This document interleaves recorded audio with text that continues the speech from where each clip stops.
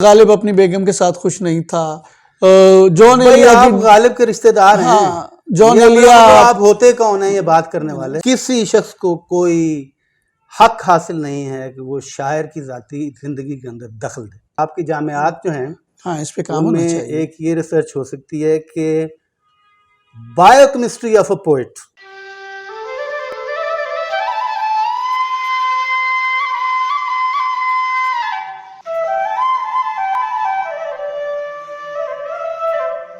السلام علیکم ناظرین، سخن ٹی وی سے سخن نامہ کے ساتھ ارشد معراج حاضر خدمت ہے. آج اس پروگرام میں ہم نے زحمت دی ہے ڈاکٹر وحید احمد صاحب کو. ڈاکٹر وحید احمد کو ہم خوش آمدید کہتے ہیں. آپ معروف نظم نگار اور ناول نگار ہیں اور اس کے ساتھ ساتھ MBBS ڈاکٹر بھی ہیں. اس حوالے سے ان کا مطالعہ نفسیات کا بہت گہرا ہے دیگر علوم کے ساتھ. تو کچھ ایسی باتیں جو عمومی طور پر ہم تخلیق کاروں میں دیکھتے ہیں جو ان کے نفسیاتی پرابلمس یا ان کے مسائل ایک ہوتے ہیں شخصیت کے. آج ڈاکٹر صاحب کو زحمت دی ہے کہ ذرا اس کو کھولا جائے، ان پر بات کی جائے اور ذرا ادب کے طالب علموں کو آسانی ہوگی، سہولت ہوگی یہ سمجھنے میں کہ ایک شخص الگ چیز ہوتا ہے، کریٹو بینگ الگ چیز ہوتا ہے. تو ڈاکٹر صاحب عمومی طور پر کہا جاتا ہے کہ یہ بہت اچھی شاعری کرتا ہے، شاعر بڑا شاعر ہے. ہم اس سے ملنے کے لیے گئے اور ہم بڑے مایوس ہوئے. جیسا وہ اپنی شاعری میں دکھتا ہے ویسا وہ نہیں ہے، ہمیں معلوم ہوا.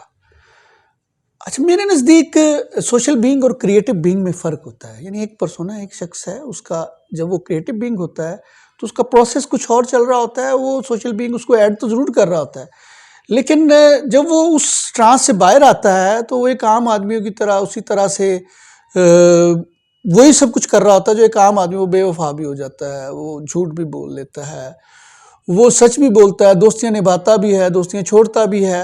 الحاصل قیاس جو بھی ایک انسان کے اندر معاملات ہوتے ہیں وہ سب کچھ ویسا ہی ہوتا ہے. لیکن جب وہ اپنی شاعری کی ڈومین میں جاتا ہے یا اپنی تخلیق کی ڈومین میں جاتا ہے تو وہ اکثر وہاں ایک آفاقی اور ایسا شخص ہمیں دکھائی دیتا ہے کہ جو ساری نارمز، ویلیوز اور پوری ہسٹری اور سب کچھ کو ساتھ لے کے چل رہا ہے. اس فرق کے بارے میں سائیکولوجیکل پوائنٹ آف ویو سے آپ کی ذرا نقطہ نظر جاننا چاہ رہے تھے. جناب سب سے پہلے تو آپ کا شکریہ، بہت بہت بڑے عرصے کے بعد آپ کے ساتھ اور وقاص عزیز کے اسٹوڈیو میں بہت خوشی ہو رہی.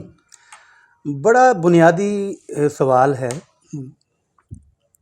اور ایسے ہی ہوتا ہے تخلیق کاروں کے ساتھ لوگوں کا رویہ آپ کہہ لیجیے.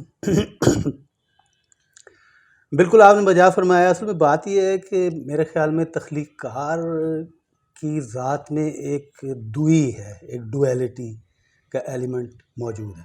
اچھا، وہ کریٹو بینگ بھی ہے، وہ ایک ہیومن بینگ بھی ہے، ایک نارمل سوشل بینگ بھی ہے.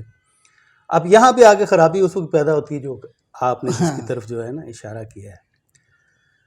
دیکھیے بات یہ ہے کہ وہ جس طرح غالب نے کہا تھا کہ دیکھا اسد کو خلوت و جلوت میں بارہا، دیوانہ گر نہیں ہے تو ہوشیار بھی نہیں. واہ واہ واہ واہ واہ. تو شاعر کی خلوت ہے اور ایک اس کی جلوت ہے. سیدھی سی بات. شاعر بنیادی طور پہ یا کوئی بھی تخلیق کار بنیادی طور پہ ایک کریٹو بینگ ہے. یعنی اس کا خمیر جو ہے یا اس کی اصل جو ہے وہ اس کی تخلیق ہے. ٹھیک ہو گیا. اور اسی کی وجہ سے اس کی پہچان بھی ہونی چاہیے اور اسی پیمانے پہ اور اسی کسوٹی پہ اسے پرکھنا بھی چاہیے. جب لوگ یہ کہتے ہیں کہ ہم ملے اور بڑی مایوسی ہوئی، یا جب یہ لوگ کہتے ہیں کہ ان سے ملے تو خوشی بہت ہوئی لیکن وہ شاعر تو اچھے نہیں، یا وہ شاعر بہت اچھے انسان، تو بھائی پہلے تو آپ یہ بتائیں کہ آپ یہ پرکھنے والے ہوتے کون؟ صحیح ہو گیا. ٹھیک ہے نا. لوگ خوش نہیں ہوتے، لوگ پیغمبروں کو پتھر مارتے رہے. صحیح ہوگا، سمجھتے نا آپ. چنانچہ لوگوں کے کہنے پہ اول تو جانا ہی نہیں چاہیے. سیدھی سی بات. شاعر جو ہے وہ ہے جو قدرت نے اسے بنا دیا اور اس کو ویسے ہی رہنا چاہیے. اگر وہ اپنے آپ کو لوگوں کے پیمانے کے اوپر لے کے آئے گا، ان کی کسوٹی پہ اپنا کس جو ہے اس کو پرکھے گا ہاں تو پھر وہ شاعر تو نہ ہوا، وہ تو دنیا دار ہو گیا. سمجھے نا آپ. شاعر بنیادی طور پہ خلوت کا آدمی ہے. اچھا. وہ اپنی تنہائی میں بیٹھ کے اپنا فن بنتا ہے اور وہی اس کا کام ہے. اس کے بعد چونکہ وہ اس دنیا میں رہتا ہے، اس نے بھی ایک جسم اوڑھا ہوا ہے جس طرح باقی لوگوں نے، اس مٹی میں وہ سانس لیتا ہے. چنانچہ وہ ایک سوشل بینگ بھی ہے، جو دنیا کے معاملات ہیں ان کو بھی وہ فیس کر رہا ہے، فیس کرتا ہے، ان کو کرنے کی کوشش کرتا ہے. تو یہ دونوں کام، اور ضروری نہیں کہ وہ ان دونوں کاموں میں توازن رکھے. ہاں یہ بنیادی بات ہے. دونوں کاموں میں توازن رکھنے کی نہ تو کوئی ضرورت ہے. اسے اپنے آپ کو بس ڈھیلا چھوڑ دینا چاہیے اور بس وہی کرنا چاہیے جو وہ خود چاہتا ہے. اگر وہ یہ نہیں کرے گا تو اس کا فن جو ہے وہ متاثر ہوگا، اس کا سخن متاثر ہوگا. میں ایک چیز پہ یقین رکھتا ہوں، وہ یہ ہے کہ کسی بھی جی تجزیہ نگار کو یا کسی بھی نقاد کو یا کسی بھی دنیا کے شخص کو کوئی حق حاصل نہیں ہے کہ وہ ایک فنکار کی ذاتی زندگی کے اندر عمل دخل کرے، اس کے گھر میں جھانکے. ٹھیک ہو گیا. سمجھتے ہیں؟ اس کا اپنا گھر ہے. بھائی آپ کون ہوتے ہیں؟ کبھی آپ کھڑکی سے جھانک رہے ہیں کہ سویا ہوا ہے، کبھی آپ دروازے سے جھانک رہے ہیں کہ اٹھا ہوا ہے. بھائی آپ کون ہیں؟ سمجھتے ہیں؟ اس پہ میں نے ایک نظم بھی لکھی ہوئی ہے کہ سلام نٹشے، اور اس میں یہی کہا ہوا ہے کہ بڑے لوگوں کے گھر میں ان کے ملبے کے سوا کچھ بھی نہیں ہوتا. ہاں کیا کچھ بھی نہیں ہوتا. ہاں. چنانچہ آپ دیکھیے، اچھا اگر ایک صاحب ہیں وہ بہت بہت اچھے آپ کے معیار کے اوپر پورے اترتے ہیں، آپ کے پیمانے پہ بہت کیا کہنا چاہیے کہ پاکیزہ اور متقی ہیں، اچھا شعر کہنا انہیں نہیں آتا، تو پھر آپ خوش ہیں؟ نہیں، وہ تو ایک عام ہیومن بینگ ہے جو 9 to 5 جاب کرتا ہے. پھر دنیا خوش ہے. اور اگر وہ فرض کیا کہ بے راہ ہے یا اس میں کوئی خرابی ہے یا کوئی علت ہے، یا جو علتیں تو ہوتی ہیں لکھنے والے، ذہنی آوارگی ہے، لیکن ذہنی آوارگی ہے، لیکن وہ شاعر با کمال ہے، تو وہ آپ کو ہضم نہیں ہوتا. تو بھائی آپ چاہتے کیا ہیں؟ آپ شاعر کو دیکھنا چاہ رہے ہیں یا ایک شخص کو ملنا چاہ رہے ہیں؟ کسی شخص کو کوئی حق حاصل نہیں ہے کہ وہ شاعر کی ذاتی زندگی کے اندر دخل دے. کوئی حق حاصل نہیں. شاعر شاعر ہے، تخلیق کار ہے. نہیں، یہ معاملات کی بات ہو رہی ہے نا، کیونکہ سوسائٹی میں ہے نا، تو معاملات تو ہوتے ہیں، ذاتی زندگی سے ہٹ کر بھی ہیں. کوئی نہیں ہوتے معاملات، نہیں ہوتے. جی جی. میں اس چیز پہ یقین رکھتا ہوں. شاعر کو وہ کرنا چاہیے جو وہ خود چاہتا ہے. اچھا. اسے اس کی اولین ترجیح جو ہے اس کی شاعری ہے. سمجھتے ہیں؟ اس کی زندگی ثانوی ہے، اس کی زندگی ثانوی ہے. اصل میں تو وہ شاعر ہے. میں دوبارہ سے وہی بات کہتا ہوں، پھر دہراتا ہوں کہ یا تو آپ ایک اچھا آدمی اپنے پاس رکھ لیجئے، خواہ وہ شاعری جیسی بھی کرے، یا ایک اچھے شاعر کو آپ اپنے پاس رکھ لیجئے، کا انسان ہو جیسا بھی ہو. چنانچہ یہ دوئی جو ہے یہ بڑا ایک کیا کہنا چاہیے، جیسے کہ ایک تنے ہوئے رسے پہ چلنے والی بات ہے. شروع سے ہی یہ بحثیں اس پہ ہوتی ہیں، لیکن میرا اس کے بارے میں خیال جو ہے نا وہ بہت ہی واضح ہے، اور وہ یہ ہے کہ فنکار ہے. اس کی فنی زندگی کو آپ دیکھیے، اس کی تخلیقات کو آپ دیکھیے. ذاتی زندگی کے لیے اور لوگ نہیں پڑے ہوئے، آپ ان کی طرف توجہ دیجیے. ہاں نہیں، خان کی زندگی پر لوگ بات کرتے ہیں، دیکھیں نا جی، بالکل کوئی حق نہیں. وہ کہتے ہیں غالب اپنی بیگم کے ساتھ خوش نہیں تھا. جون بھائی ایلیا آپ غالب کے رشتہ دار ہیں. جون ایلیا آپ ہوتے کون ہیں یہ بات کرنے والے؟ صحیح بات. میں دیکھیے اس بات پہ مجھ پہ اعتراض بھی ہوتا ہے. میں مقرر کہوں گا کہ ایک تخلیق کار بس تخلیق کار ہوتا ہے. آپ اس کی سوانے میں مت گھسیے. صحیح. آپ یقین کیجئے. اچھا چلیں، آپ ہماری کتنی دوستی ہے آپ بتائیں. بالکل. ارشد معراج کو میں بحیثیت ایک تخلیق کار، میں تو کبھی آپ کے گھر بھی نہیں گیا ہوں. ہاں نہیں آئے. تو پھر آپ بتائیے ہماری دوستی کتنی پرانی ہے. بہت پرانی ہے. تو یہ ایسے ملتے بھی ہیں، بات بھی کرتے ہیں. یہ ایسے ہی رہے گی. مجھے آپ کے گھر کا ایڈریس نہیں آتا. ہاں نہیں صحیح. کیونکہ آپ تخلیق کار ہیں، آپ کے لیے میرا تخلیق کار ہونا بہت ضروری ہے. اچھا، یہ ایک کہا جاتا ہے لوگ کا کہ سوسائٹی کی ایک نارمز اینڈ ویلیوز ہوتی ہیں، اور یہ جو شاعر ادیب تخلیق کار ہیں یہ اس نارمز اینڈ ویلیوز کو درخور اتنا نہیں سمجھتے. اور میرے خیال میں تو یوں ہوتا ہے کہ ایک پیرالل وہ ایک اپنی نارمز اینڈ ویلیوز بنا رہے ہوتے ہیں. تو اگر یہ نارمز اینڈ ویلیوز وہ پیرالل بنا رہے ہیں جیسے، کیا وہ اپنی ہیں یا وہ سوسائٹی کے اندر سے لی ہوئی ہیں، یا کیا واقعی وہ نارمز اینڈ ویلیوز کو بٹرے کر رہا ہوتا ہے تخلیق کار؟ دیکھیے، جو ایک تخلیق کار ہے وہ جو ایک نارمل سوشل ورلڈ آرڈر ہے وہ اس کا مخالف ہوتا ہے عموماً. بالکل ٹھیک ٹھیک ہے نا. شاعر خاص طور پہ اور تخلیق کار بھی بنیادی طور پہ یوٹوپین ہوتا ہے. اوکے ٹھیک ہے نا. ٹھیک ہو گیا. اس کی ایک اپنی دنیا ہوتی ہے, وہ اس میں رہتا ہے. شاعر ٹراؤٹ مچھلی کی طرح ہوتا ہے, یعنی کہ وہ دریا کے الٹا بہتا ہے, جو اس کی دھارا ہے اس کی الٹی طرف جاتا ہے, وہ آبشاروں پہ چڑھ جاتا ہے. شاعر ٹراؤٹ مچھلی کا جیسے شول یا سکول ہوتا ہے نا, اس طرح سے ہوتا ہے. اور جو نارمز اور جو ویلیوز معاشرہ اسے دیتا ہے وہ اس کے ساتھ مصالحت کر بھی سکتا ہے, نہیں بھی کر سکتا, یہ اس پہ ڈیپینڈ کرتا ہے. سمجھتے ہیں نا. اور بلکہ ایک میں آپ کے ساتھ بڑی مزے کی بات شیئر کروں کہ ہمارے ہاں تو اس کا اتنا رواج نہیں ہے, لیکن ویسٹ میں جو ہے اس پہ بڑا کام ہوتا ہے کہ شاعر فزیولوجیکلی اور اناٹومیکلی اور بایو کیمیکلی ایک علیحدہ شخصیت ہے یا نہیں ہے. تو اس کا جواب ایک لفظ میں یہ ہے کہ ہے الگ شخصیت. ٹھیک ہے نا. اس میں ایک ہماری کنٹمپرری ہی ایک امریکن نیورولوجسٹ ہیں, ان کا نام ہے ایلس فلیہرٹی.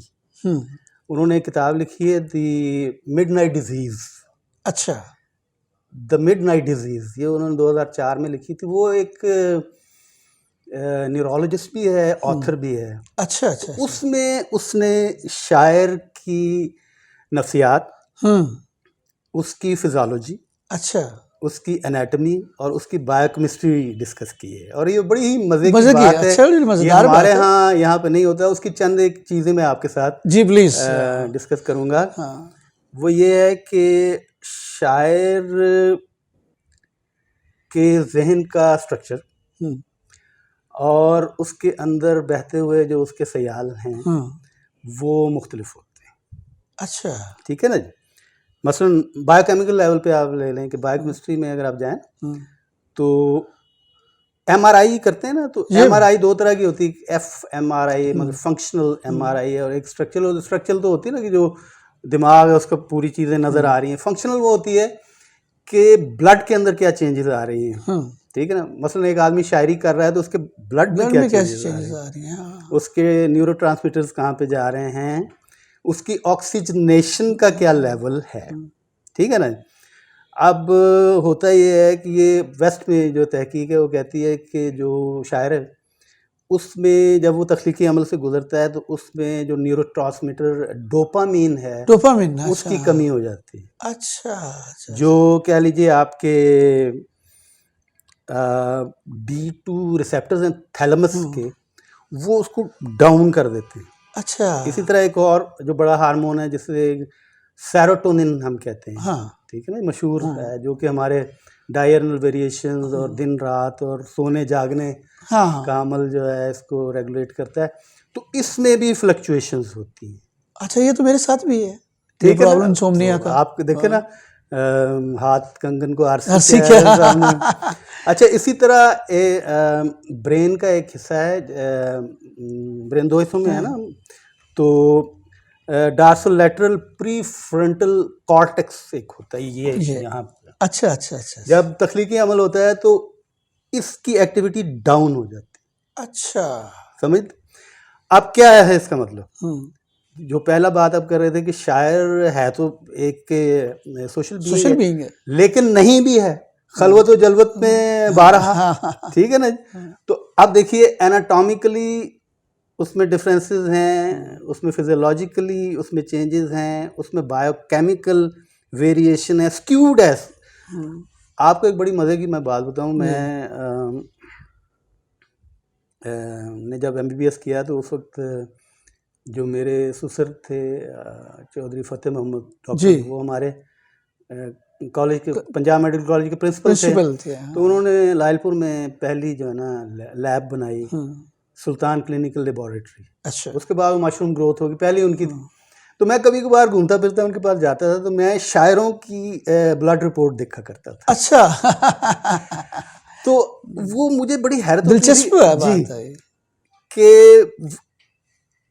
ان کی بلڈ رپورٹس جو ہیں مجھے کلینکل رپورٹس باقی لوگوں سے مختلف ہوتی تھی, کہیں نہ کہیں کوئی نہ کوئی پھل جڑی بیچ میں سے ہوتی تھی, نکل آتی تھی. اچھا ٹھیک ہے, مطلب وائٹ بلڈ سیلس کا پیٹرن ڈفرینٹ ہے, پلیٹلیٹس کا سلسلہ. اچھا, اور پھر آپ ہسٹوپیتھولوجی میں اگر آپ چلے جائیں تو ان کی جو ہیموگلوبن کا اور باقی اسٹرکچر ریڈ بلڈ سیلس کا وہ مختلف. تو میں انہیں کئی دفعہ کہتا تھا کہ سر یہ شاعروں کا معاملہ ڈفرینٹ کیوں ہے؟ تو وہ ہنستے تھے, کہتے ہیں یار میں نے تو اس اینگل پہ کبھی دیکھا نہیں, عموماً فزیشین نہیں دیکھتے ایسے. چنانچہ یہ ایک میں نے کلو دے دیا ہے, ہمارے ہاں اس پہ ریسرچ ہو سکتی ہے. آپ کی جامعات جو ہیں اس پہ کام ان میں ایک یہ ریسرچ ہو سکتی ہے کہ bio chemistry of a poet, بڑا اہم موضوع نکلتا ہے یہ تو. بالکل بایو کیمسٹری اس کی بالکل مختلف. تو آپ دیکھ لیجئے کہ شاعر جو ہے وہ ایک فزیولوجیکلی بھی ایک الگ بینگ ہے, اور سائنٹیفکلی اس چیز کو ثابت کیا جا سکتا ہے. اسی طرح ایک اور بڑی مزے کی بات کہ چلیں اب شاعر تو ایک تخلیق کار ہے, اب جو ادب کے قارئین ہیں ان میں بھی اس طرح کی چینجز ہوتی ہیں. اچھا, اس کو ہم کہتے ہیں کہ ہیمسفیرک شفٹ. مثلا ایک آدمی جو جب ادب کا مطالعہ کرتا ہے نا تو اس کا right side of the brain جو ہے نا وہ ایکٹیویٹ ہوتا ہے. اچھا, ٹھیک ہے. ایک تجزیہ نگار جو, اچھا, اس کا لیفٹ سائڈ آف برین اچھا اچھا ایکٹیویٹ ہوتا ہے. نقاد اور یہ تخلیق کار کی بن نہیں رہی ہے. یعنی لینگویج پروسیسنگ جو سینٹر ہے وہ مختلف ہے. اب یہ بڑی مزے کی بات بھی ہے, لطیفہ بھی ہے کہ گویا انسانی ذہن جو ہے وہ تجزیہ نگاروں کو الگ ڈیل کرتا ہے اور پڑھنے والوں کو الگ کرتا ہے. تو یہ بڑی مزے کی بات مجھے بعض اوقات لگتی ہے کہ ایون سائنٹیفکلی جس طرح ویسٹ میں خاص طور پہ ریسرچ ہوتی ہے, اس طرح کی ریسرچ ہمارے ہاں یہاں بھی ہو سکتی ہے. تو قصہ مختصر یہ ہے کہ شاعر ایک سوشل بینگ بھی ہے, لیکن بنیادی طور پہ وہ ایک کریٹو بینگ ہے, اور اس کو کریٹو بینگ ہی سمجھا جائے. اور سیکنڈلی یہ ہے کہ ہمارے جو محققین ہیں یا ہمارے M Phil P H D کے اسکالرز ہیں وہ یہ سائنس اور ادب کا بہت اچھا بلینڈ کر سکتے ہیں. ڈسپلنس جو ہے نا وہ مکس اپ ہو رہے ہیں, بایو کیمسٹری بایو ٹیکنالوجی ہو رہی ہے, تو کیوں نہیں. اور ہم ایک ہی ڈگر پہ جو مقالے لکھے جاتے ہیں, تو اس طرح کی کوئی نئی چیز بھی میرا خیال آنی چاہیے. اس کے لیے میڈیکل کا اسٹوڈنٹ بھی ہونا چاہیے اور ادب کا بھی ہونا چاہیے, دونوں اس کے پاس مہارتیں ہوں. اچھا, آپ کی اس بات سے اتفاق کرتا ہوں, مجھے واقعی یاد آیا کہ ہمارے دوست ہیں سائیکیٹرسٹ ہیں منیر احمد سلیچ, تو مجھے کچھ ایشوز جب ابتدا ہوئی سائیکولوجیکل ایشوز کی تو میں ان سے کنسلٹنسی کے لیے گیا, تو کچھ 6 مہینے گزر گئے تو کوئی اس میں پیش رفت نہیں ہو رہی تھی. تو میں نے کہا ڈاکٹر صاحب مسئلہ کیا ہے, آپ کے وہ لوگ آتے ٹھیک ہو جاتے ہیں. وہ کہتا ہے اصل میں یہ ہے کہ یہ جو شاعر ادیب فنکار ہوتے ہیں, ہم ہر عام جو لوگ ہیں ان کو 4 کیٹیگریز میں بانٹ لیتے ہیں, اور ان 4 کیٹیگریز کے مطابق ان کو ہم ٹریٹ کرتے ہیں.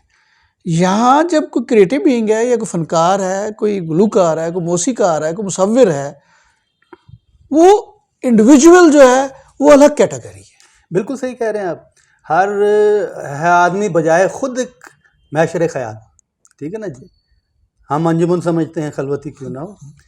اچھا, یہ جو کتاب جس کا میں آپ سے ذکر کر رہا تھا نا, اس میں آپ کی بات سے مجھے یاد آیا, اس میں اس نے جو مختلف بڑے بڑے تخلیق کار ہیں ان کی ذہنی کیفیت کا جائزہ لیا. مثلا اس نے دستایفسکی کا لیا, اچھا اچھا اچھا, اس نے جو ہے سلویا پلاتھ کا لیا, اور اس نے ونسنٹ وان گو کا لیا, وان ہو جسے کہتے ہیں, وان گوف بھی کہتے ہیں. ہاں, اصل اس کا پروننسیشن یہ ڈچ تھا نا, تو ونسنٹ وان ہو ہے, نے خودکشی کر لی تھی. ہاں, تو یہ اب ان تینوں کا اس کتاب کے اندر اس نے سائیکو انالیسس کیا ہے.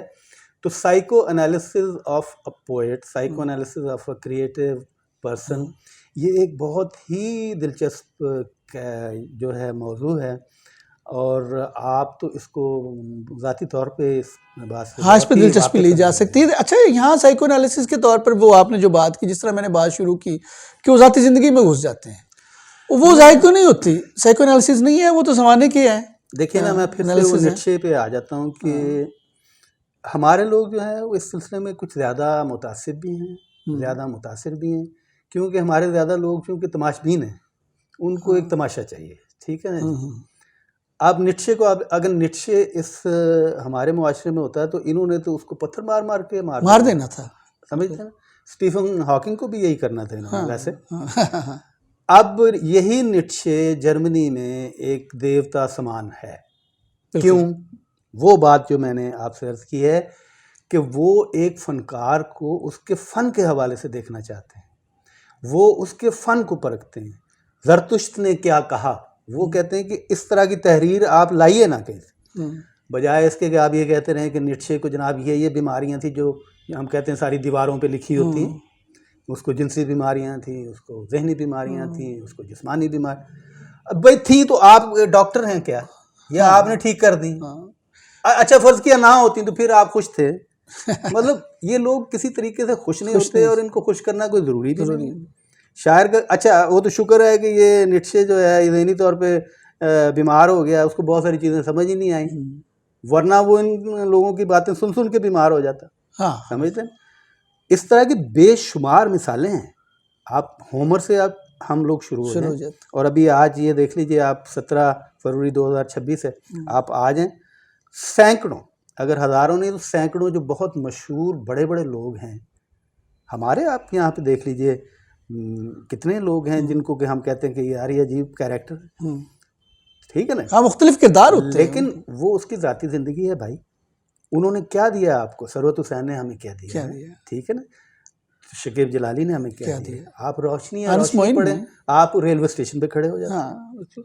یہ میں اس بارے میں بالکل میرا کانسیپٹ کلیئر ہے. اور یہ دو الگ الگ میدان ہیں، دو الگ الگ دنیا ہیں. آپ کو کوئی تعلق نہیں کہ آپ اس کی ذاتی زندگی میں دخل دیں. Thank you very much. اس بات پر ہم نے تفصیل سے بات کی. ڈاکٹر صاحب ایک اور مسئلہ ہے، فرائیڈ کو بہت ہم نفسیاتی تنقید میں عام مقام دیتے ہیں.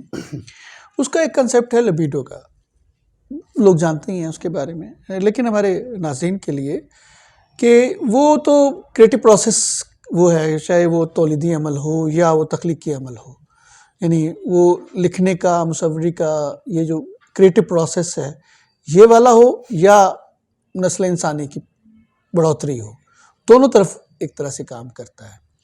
تو کیا یہ ایک مخصوص عمر میں جا کے وہ لبیڈو ختم ہو جاتا ہے؟ سنا ہے کہ وہ ایک جب 60-70 سال کی عمر ہوتی ہے تو وہ، لیکن دیکھنے میں یہ آیا کہ بعض کردار، بعض شاعر ایسے ہیں، بعض تخلیق کار ایسے ہیں، وہ اس عمر کے بعد بھی تخلیق کرتے رہتے ہیں. تو یہ لبیڈو کا کتنا عمل دخل ہے اس میں؟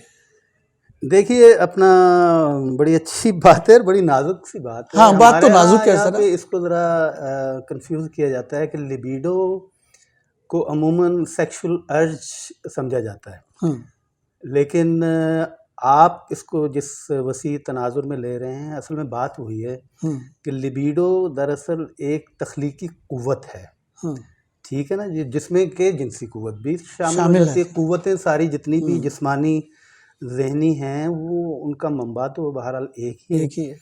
ہاں اس سے پہلے فرائیڈ کا ایک تھوڑا سا، میں اگر آپ اجازت دیں تو معمولی سا میں ذکر اس طرح کروں گا کہ ہمارے ہاں بہت ساری چیزوں کو سطحی طور پہ لوگ زیادہ لیتے ہیں. فرائیڈ کا جو ایک لبیڈو کا کانسیپٹ ہے وہ بھی بہت وسیع ہے. ہم اس کو خالی اورل فیز اور اینل فیز اور اس طرف بس رکھتے ہیں.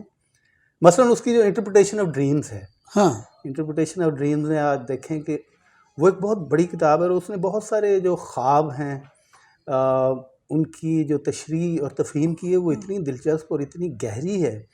لیکن ہر جو خواب ہے اس کا جو نتیجہ اخذ کرتا ہے وہ یہ ہے کہ ہر خواب جو ہے وہ اصل میں ایک پازیٹیو نوٹ پہ ختم ہوتا ہے. یہ بڑی خوبصورت بات ہے. اب آتے ہیں لبیڈو کی طرف. لبیڈو ایک تخلیقی قوت کا نام، ٹھیک ہے نا جی. اب اس کے مختلف چینلز ہیں، وہ کس طرح سے آتی ہے وہ سب لوگ اس کو جانتے ہیں.